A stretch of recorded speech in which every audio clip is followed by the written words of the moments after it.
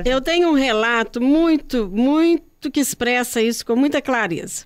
De um aluno que se apresentava disperso, distante nas aulas, com um comportamento apático e não atrapalhava. Não era uma criança agitada, que indisciplinada, não. Mas era uma criança apática, desinteressada, até que um dia, né? Numa semana de atividades da família na escola, essa criança teve uma expressão muito significativa, que pena que aqui a gente não tem o vídeo, né? Que ela do nada, de uma conversa da professora com as crianças, ela se expressou assim: professora, sabe que lá em casa os meus pais brigaram-se e separaram-se. E fez com os braços assim, para expandir, né?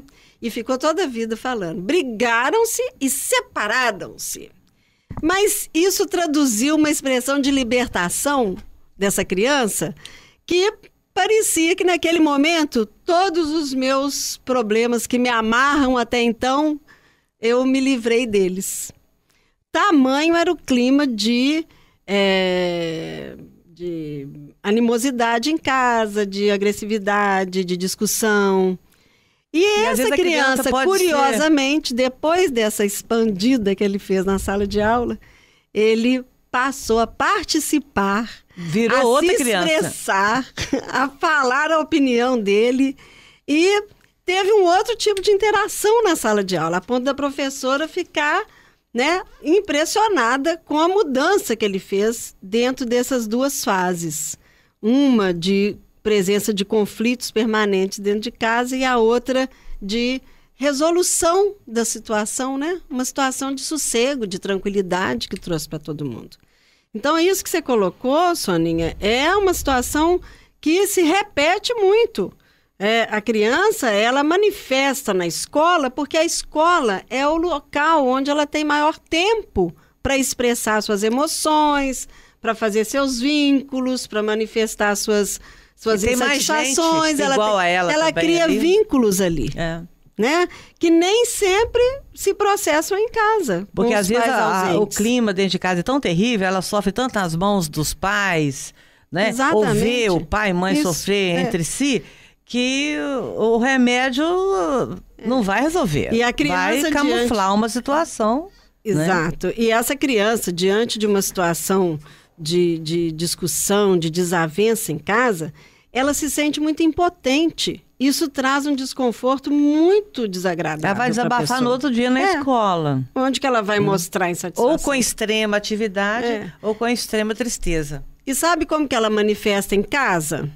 No desinteresse pelas atividades escolares, sabe? Pelo apego à televisão, ou ao videogame, ou ao brinquedo na rua. É a fuga, né? É a fuga dela.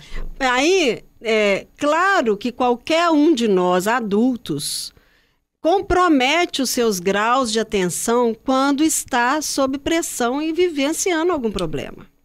Imagina o quanto que isso é maior e mais desconfortável numa criança. Então, nem tudo pode ser conduzido como déficit de atenção ou um transtorno que leva à hiperatividade. O déficit de atenção ocorre na nossa vida regularmente.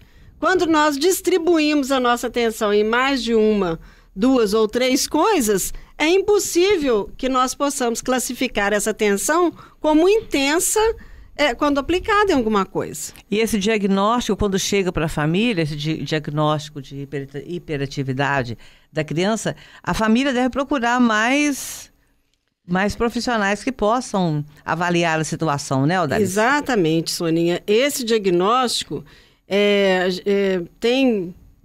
infelizmente, tem sido sugerido pelas escolas, sabe? Às vezes as crianças já chegam para nós no consultório ou vão para o médico com um rótulo de que são hiperativas, de que são TDAH, né? E isso nos aponta uma tendência, né? Será que é uma tendência?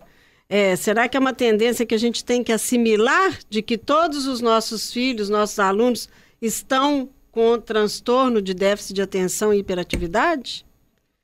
E isso aí é um diagnóstico que envolve muito mais do que uma avaliação escolar. Envolve uma avaliação clínica e outra coisa, não é sempre que numa primeira consulta o paciente tenha que ser medicado. Existem relatos aqui nessas matérias do Estado de Minas, que eles publicaram na semana entre 2 e 6 de julho desse ano, que falam que os meninos foram avaliados numa primeira consulta, né, e já voltaram tomando essas medicações. E as medicações têm efeitos colaterais, elas criam, algumas vezes, alguma dependência.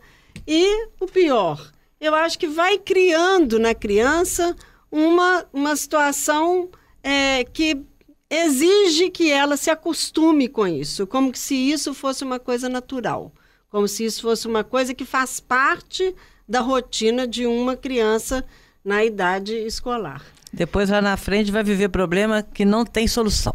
Pois é, vai evoluindo para outras. Né? Existem suspeitas bem severas com relação a isso, né? Que não cabe a nós abrir essa discussão aqui, mas existem muitas controvérsias no meio médico com relação à forma como tem sido conduzido o diagnóstico de hiperatividade. Audalice, eu te agradeço pela sua atenção ao nosso convite. Estarei sempre à disposição da Rádio Montanhesa e muito obrigada. Hoje conversamos sobre hiperatividade na leitura da psicologia com a psicóloga Audalice Cavalieri.